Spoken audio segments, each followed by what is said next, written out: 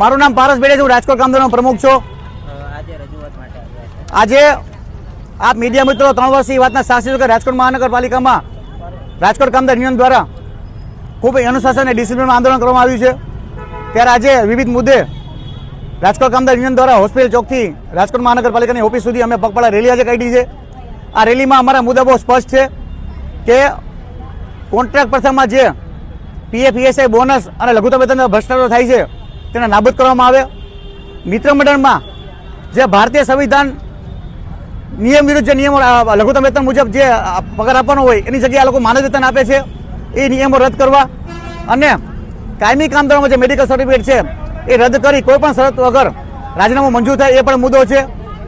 અને આપને ખબર છે કે જીડીએચના સફાઈ કોન્ટ્રાક્ટર દ્વારા આજે એના કરોડ રૂપિયાના કૌભાંડો છુપાવવા માટે મને 5 લાખ રૂપિયા એડવાન્સ દેવા આવ્યા હતા. 50 લાખની મને ઓફર થઈ હતી.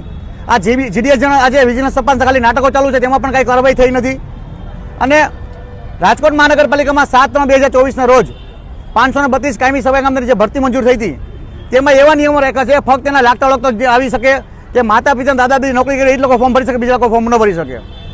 તો આ બાબતે સમગ્ર રાજકોટ અનુસૂચિત સમાજ દ્વારા રાજકોટ મહાનગરપાલિકામાં જે ગેરબંધારણ નિયમો રાખ્યા છે ભરતીમાં એ નિયમો રદ કરી તમામ લોકોને ચાન્સ આપવામાં આવે એ તમામ મુદ્દે આજે અમે રાજકોટ મહાનગરપાલિકાના કમિશનર સાહેબ શ્રી, મેયર શ્રી અને સ્ટેન્ડિંગ કમિટી ચેરમેનને આવેદનપત્ર આપ્યા છીએ. જો આવનારા દિવસોમાં આ તમામ મુદ્દે યોગ્ય કાર્યવાહી કરવામાં નહીં આવે તો અમારી પાસે એક ઉપવાસ આંદોલનનો એક માર્ગ ખુલ્લો છે.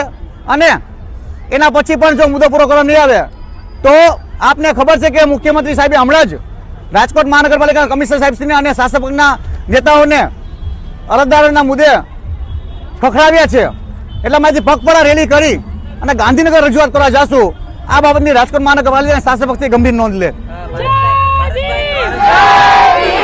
સ્થાનિક ચૂંટણી આવી રહી છે, તમારી માંગ પણ છે, તો ચૂંટણીમાં કેવું વલણ રહેશે તમારું? હું પોતે કાર્યકર્તા રહી ચૂક્યો છું આમાં.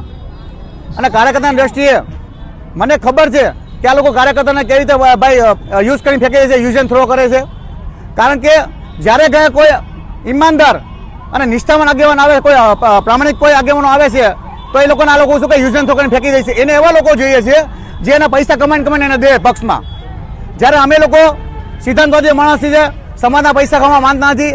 એટલે જો સ્થાનિક ચૂંટણી લઈને આ લોકો કોઈ પણ જાતનો નિર્ણય નહીં કરે તો આવનારા દિવસોમાં અમારી પાસે ગાંધીજીના માર્ગે ડૉક્ટર બાબા સાહેબના સંવિધાનના અનુસરીને અમારી પાસે લડતના માર્ગો ખુલ્લા રહેશે. આ બાબતની રાજકોટ મહાનગરપાલિકાના શાસક પર ગંભીર નોંધ લે.